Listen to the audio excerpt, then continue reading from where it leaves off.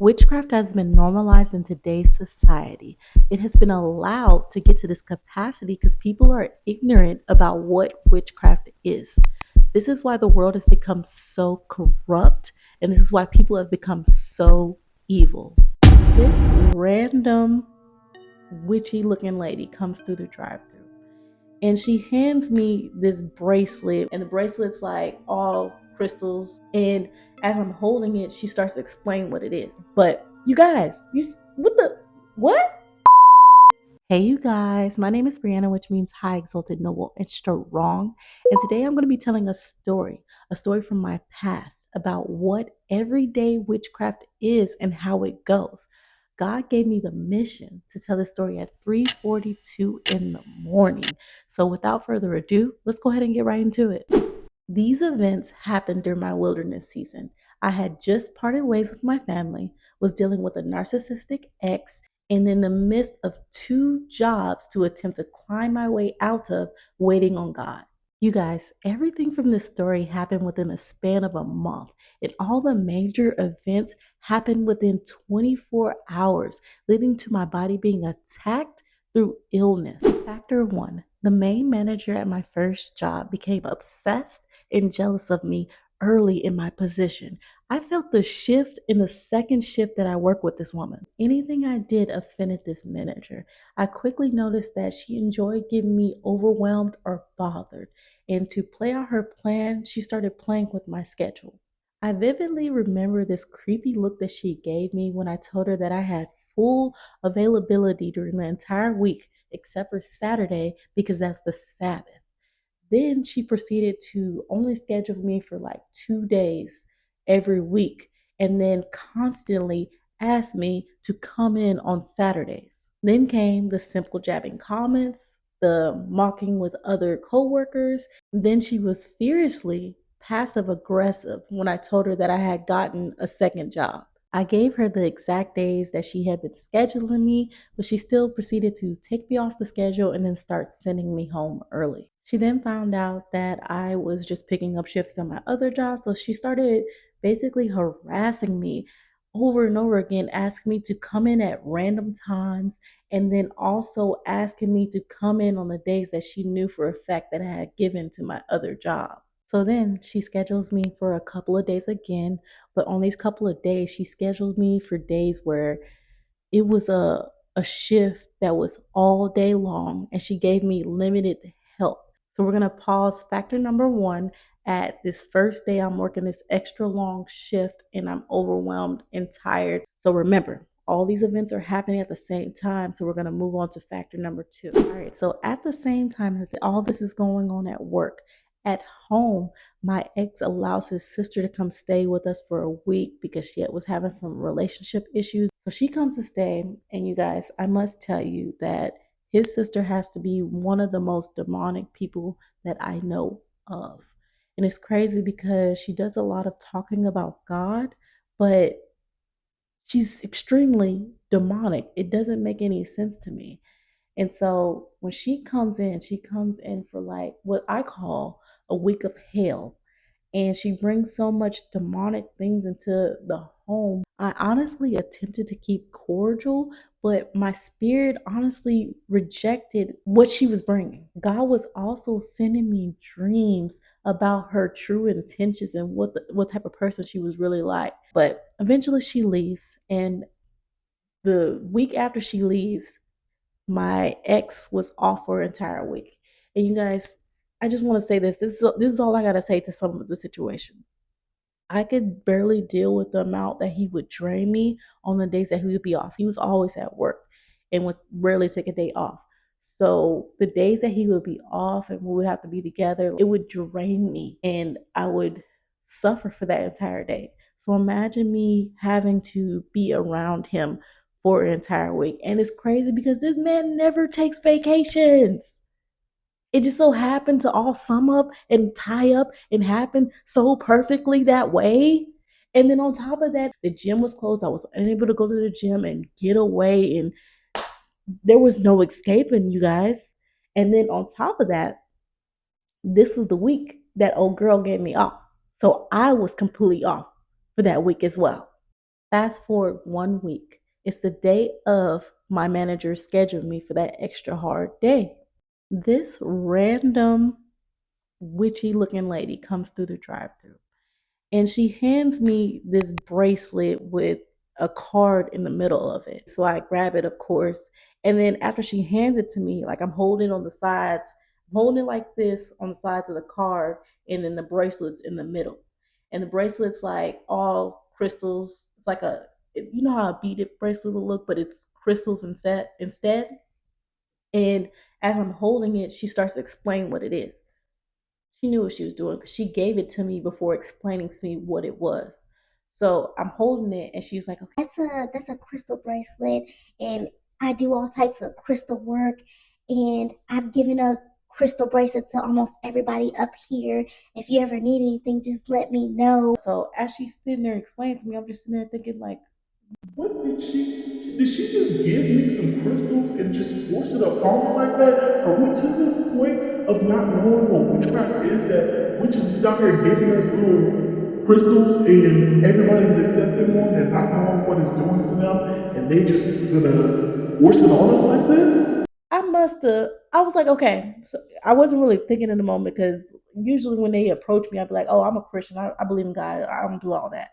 But she caught me off guard by giving it to me ahead of time, and then also I'm at work and I'm tired, to be completely honest. So as soon as she drives off, I tell another coworker, I'm like, she just gave me a crystal bracelet.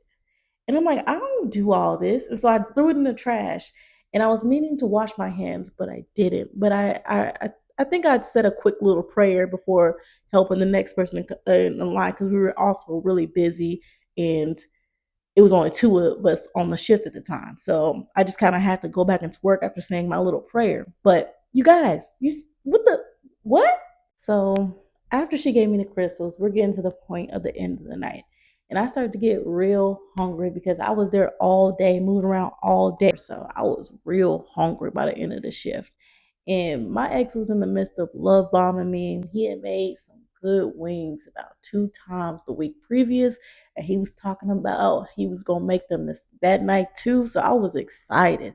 So fast forward to same night, I'm sitting there really about to eat my food. I'm looking at it like, I'm so happy for you. But a random thought came to my head was, What if he contaminated your food? y'all, the most randomest thought ever.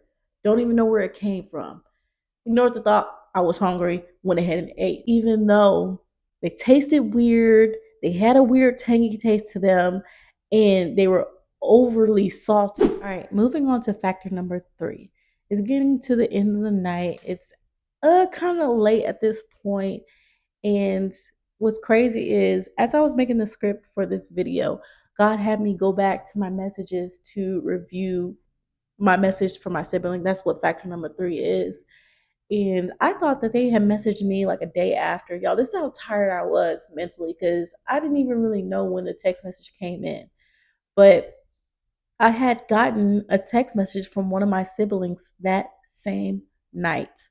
And the text message that told me that one of my parents' parent had passed away. Now, the passing of that grandparent didn't strike me too hard because I didn't really know them. I had only met them a couple of times and they weren't really close to my parents. So it didn't really move me too much.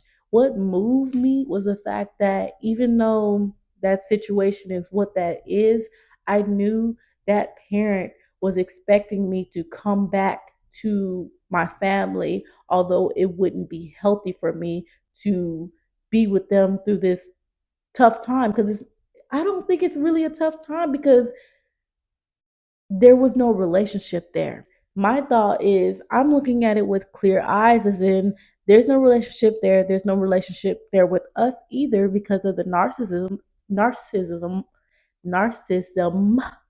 How this adds a factor into it is I know that I'm not going back to protect myself, and I know that it's absolutely necessary for myself, but I also know that my family is not going to understand and that it's also going to upset the narcissist and further turn my family against me. I'm not going to lie, the thoughts that came about, the overthinking, and the pressure to make a decision of what I was going to do, the pressure of what I knew they were sending, that because when one sibling messages me, it's all because it's really coming from that narcissistic parent, and that narcissistic parent's opinion is everyone's opinion, and is a forceful opinion where they will be saying something in a message, but what they mean is something totally different. And basically, if you don't fall in line, you're in trouble. It still sent me into a downward spiral, even though I thought I would be good. So within that downward spiral, I honestly didn't respond for like a day, and I was not taking care of my health. When I did respond, I put something polite, let them know that they were my prayers, things like that. Didn't even get a response. So, just my health wasn't doing too good the next 2 days after that. I honestly think the thing that got me the most was the parent narcissism. I know that having a narcissistic spouse is pretty upsetting and tough. But when it comes to a parent narcissist, they have had your whole life to program you and know how you work as a person. They were there since you were a baby. They know everything about you. And they know how to get you, how to ruin you. And it's so sad because you have to be battling a parent that way. Even being a distance from that parent and them sending that signal out to me, it still causes me to go into a state of this mental matrix that I have to climb out of when anytime I get involved with that parent. And my siblings don't understand it because they're still accepting it. So they don't understand why I block them, why I block that parent, why I don't talk to them, why I don't have them on social media. They don't understand that those are the necessary steps to take to fully get out and be able to be a healthy, functioning person that's following God rather than following a parent, that's not loving your parent more than you're loving God. They don't understand. And they don't understand how programmed they are and how much danger they're in through their parent. And I cut them some slack because I get it, you guys. It's not normal for you to have to be against your parents. But in my case, it was absolutely necessary. Enemies come in all forms. It was just so much mental and physical and spiritual battles that I was dealing with within that month, where it resulted in me getting sick. And you guys, I'm not one to get sick. As you guys can see, it takes a lot to get me down. And it got me. It didn't even last long, you guys. Like, I can't be got for too long. All those little things are forms of witchcraft. So let me break that down for you guys. I don't know my manager well enough to know if she was doing full out rituals on me, but I do know that she was allowing the devil to use her. Control. Telling me I couldn't wear certain things that were absolutely okay to wear in professional, then wearing things similar or less professional the next day, and making sure I knew she was doing that. Monitoring spirit, always scheduling me with her and always watching everything I did. Manipulation, complimenting, even praising others for simple or nothing, and then making sure that I felt that everything that I was doing was incorrect. My narcissistic ex. One, love bombing. You guys, love bombing might sound like a good thing because you get some stuff out of it. But one, you don't even want to keep that stuff that they give you because it has witchcraft on it. It's like little love spells to keep you around, keep you coming back. And when they give you things, it always has some evil rooted intention. And then two, manipulation, placing doubt in my head, making me feel like I was always wrong. Anytime I would bring up any situation, I was always made it seem like I was the problem no matter what the situation was. My narcissistic parent. Sometimes, y'all, I have a hard time believing that my parent can really have done all the things that they've done, can really just be a narcissist, and that we really have gotten to the point where this has to be our relationship because there's never going to be any change. There's so much. So I'll just say one, control and manipulation. Having a level of mastering your craft to where if one of your children falls out of line and does not do what you tell them to do, it can be big or small. You're going to create flying monkeys out of the rest of your children and make your children hate one of your children. Y'all, this is what day-to-day witchcraft looks like. It's a simple piece of hell. It's calculated, it's plotted, it's everything done in the background. It's small things that create a big thing to ruin somebody. In the end, it's just the devil trying to keep you from building that relationship with God. He's given all he got to keep you from developing something that's going to give you a full force of power that is unstoppable because it comes through God. He wants to get in the way of that so he doesn't have somebody like you coming up against him. You guys, that's all I have to say for today. Ugh, yeah. This is dug up some stuff that I'm really not trying to sit and dwell on. It is what it is, Everybody be forgiven. It's just, knowing what's up is kind of sometimes the hardest thing. It's not for the weak. But you guys, I really would never go back. I really would never go back. This walk gonna be what it is.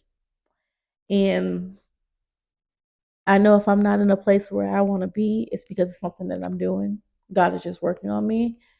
And I know that although in a worldly point of view, my situation won't always look the most beautiful or the most rewarding or the best option to a lot of people, but it's really the best option. I'm living for second life, not first life. Go ahead and like, comment, and subscribe to my channel. And I'll see you guys in the next one. Going, keep going, keep going, keep going, keep going, keep going, keep going. I gotta keep going, keep going. I gotta keep going, keep going. I gotta keep going, keep going. I gotta keep going, keep going. I gotta keep going, keep going. I gotta keep going, keep going. I gotta keep going, keep going. I don't half step cause I know the full truth. The devil cooking, he don't know that I could cook too. When life give me pressure, I still show the good fruit. I treat it like my last rep and I just push through. I don't believe in failure cause I can't afford it. And if it ain't meant for me, then I ain't about to force it. I think about the victory, it trigger my endorphins. The mission too important, ain't no way I could abort it. So I gotta keep going. I gotta keep going.